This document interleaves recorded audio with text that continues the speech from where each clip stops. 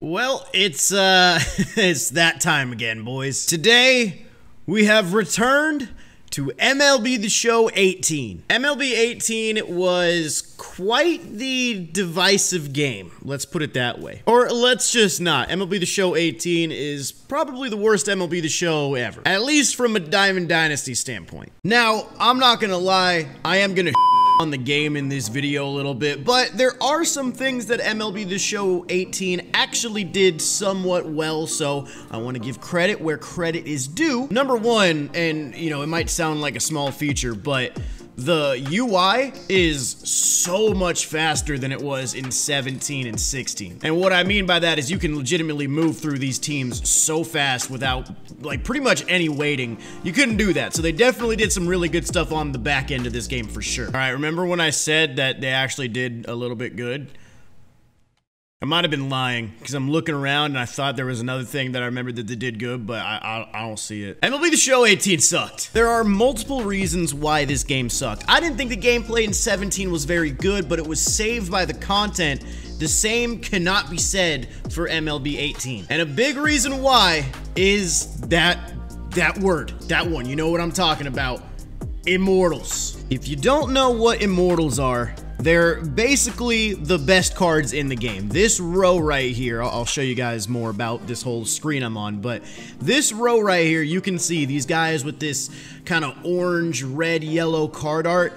These are the best cards in the game. And you know these cards are going to be the best card in the game. It's not a surprise later on in the year when, you know, a 99 Babe Ruth or a 99 Griffey or Pujols or any of these guys comes out. You know those guys are going to be the best. That's not the problem. The problem is these cards, number one, are so far and above better than the other cards in the same position category, and two, we saw them literally day one. You couldn't unlock them day one, but we saw them, and there was really no reason to do anything other than just go for Immortals. Because think about it. Remember, we know Griffey's going to be probably the best outfielder, the best center fielder by the end of the year, at least in this version of the game. You know, now we got Willie Mays and Mickey Mantle. But if you see Griffey in the game on day one, and you see that, you know, maybe a new event comes out and there's like a 90-something, I don't know, Matt Kemp. He wasn't an event reward in this game, but what's the point of going for that Matt Kemp card in the event if you know you can do other things to lead you towards Griffey, like that Matt Kemp card, and basically all the cards in the game just became a little bit irrelevant. So let's talk about how you get some of these cards. MLB The Show 18, the main way you got cards in this game was from programs. Programs, if you saw the video yesterday in MLB The Show 17, were introduced in that game, and they were very simple. It was just kind of a clear roadmap of stuff you had to do to get to a singular card. They tried to do the same thing this year, but they tried to blow it up and make it bigger and better, and in the end, number one, I think it became a little bit more confusing for a lot of people, and two, there were some things they added that made programs nowhere near as good as they were in 17. So in order to unlock an Immortal, other than these two right here, let's talk about, let's say, how would you unlock Chipper Jones? You click on Chipper Jones, you can see the rewards along the way that you get. Don't worry, we'll talk about these things at some point. This is gonna be a fun topic. But you can also see that if you hit R1, you can have missions. So you got the Joe Torre program souvenir and the Mike Schmidt program souvenir. We'll talk about those in a second. Then you had Rookie Chipper. This was a certain mission you had to do. Then you had the Legend of Chipper, which was, you know, all of these, other than these exchanges, were all just straight up things you had to do against the CPU, or things you had to do in gameplay. And these were not small things you had to do. You had to get a lot of plate appearances, a lot of at-bats, a lot of home runs, and just all these different statistical grinds. And once you completed one of these missions, whichever one was the biggest, that would only give you a limited amount of progress in the actual program. One of the ways they wanted to structure it as well was kind of like a vertical thing. So in order to get Chipper Jones, the immortal third baseman, you had to complete these career arcs for the third baseman. So these were Mike Schmidt and where's Joe Torre? Boom. You had to complete these two career arcs, which had their own statistical grinds and their own exchanges and their own things going on there. You had to complete both of those just to get progress towards Chipper Jones. These didn't unlock you Chipper Jones. These only gave you progress. And you know what's great? In order to complete the Mike Schmidt program, you need to do the Mark Reynolds, Josh Harrison, and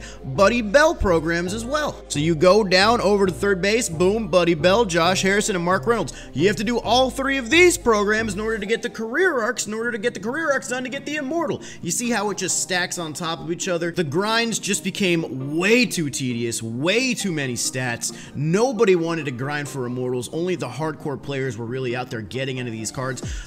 Honestly, pretty much no casuals in this game got immortal cards, at least the ones you had to grind for. They added some later on where you could get them from like event rewards and stuff like that, but overall, as far as like the main immortals in the game, not a lot of people got them. And look, I get the idea that you want to make the best cards in the game available just to people who grind the game. You don't want to have them being sold on the market to avoid a pay-to-win factor.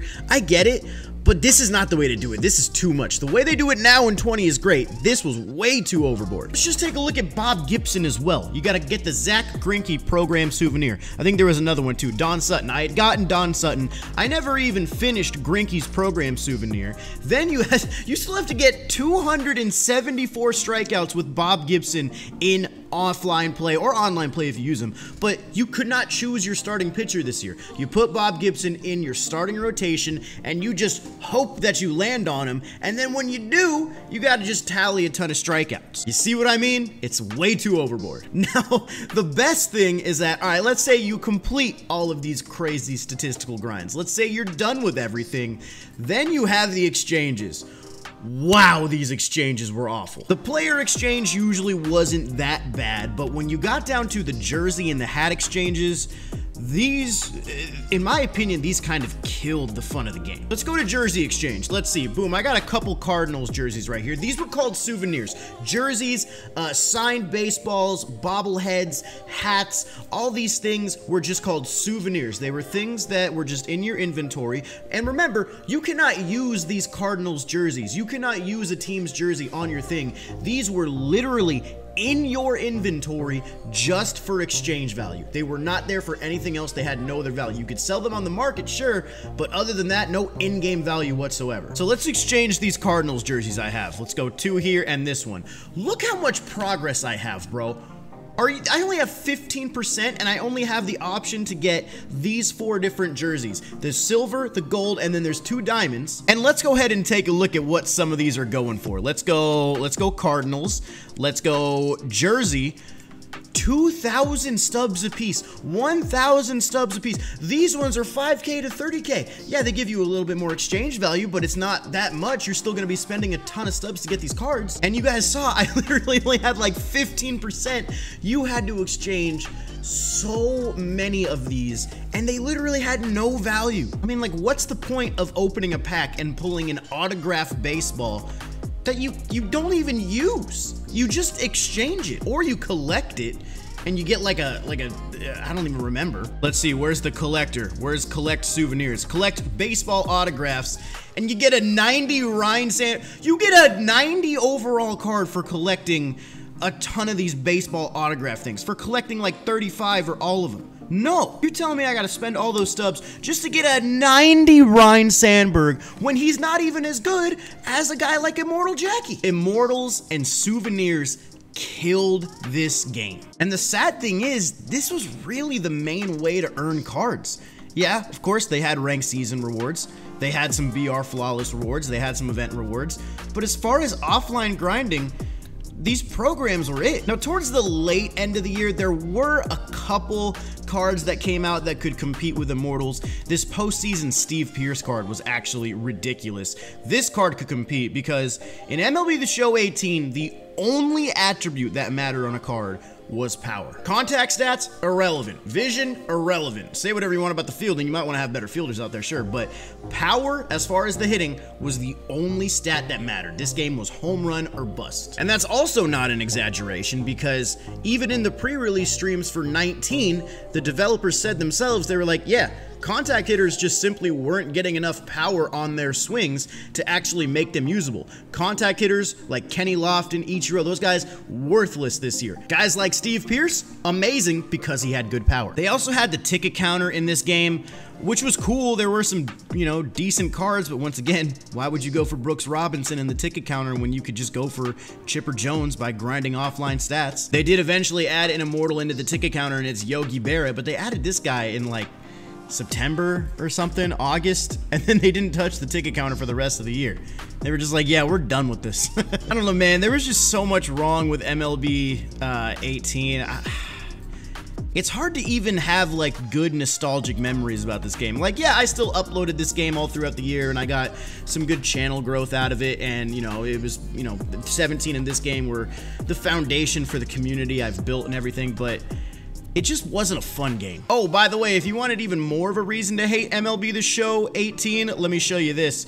For everybody out there that hates Extreme, you're welcome, because Conquest Extreme was introduced in 18, and then in 19 we got Moments, and then we all know what we got in 20. So you can thank MLB 18 for that one. Team Epics. Oh my god, I forgot about Team Epics. These were so bad. Team Epics, once again, if you watched the video from yesterday about 17, they're basically the same as Team Affinity, but MLB 18, in typical 18 fashion, went completely overboard with the things you had to do in order to finish the actual Team Epic, and you didn't even get a good card at the end of it. Look what you had to do with Angels pitchers.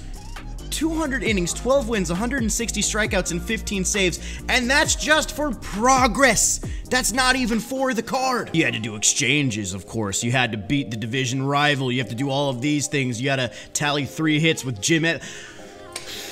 And these are all just for progress, and at the end of the Angels, you get an 85 Troy Percival who wasn't even good. Why am I getting actually, like, mad right now? I'm getting mad just looking at this game. Also, another thing, this lineup screen sucked. Barely even get any information on your team. You see what your infield, your outfield, and your ace pitcher is, and then in order to see the rest, you actually have to go in here, and you have to go screen by screen. Just poor design all the way around. And yes, I know, I'm trashing the game right now. I'm not trying to sound like a total dick, but at the same time, this game came out, and they saw what the reaction was to this game and how they did things, and then they changed it, and now we have what we have in 19 and 20. So at the end of the day, 18 was almost necessary because it turned into what we have now. All right, well, I think it's time. Let's open some packs. Let's go ahead and buy some packs. I got 94K, so let's go ahead and buy a 50 bundle. Let me go ahead and I'll buy some of these finest packs too, why not? Let's see what we can get out of them. Probably nothing, because the odds in this game were atrocious. Alright, let's get into these packs, see if we get anything decent. Oh, look, a bobblehead. If I do pull Mike Trout in this pack opening, though, I will say I like MLB 18.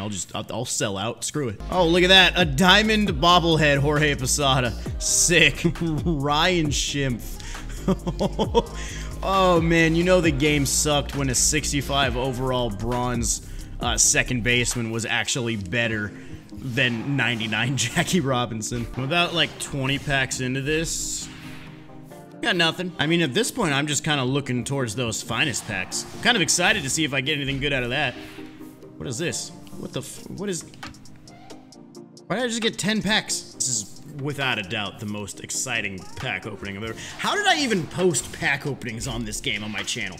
How did I even post pack openings if this is what they were like?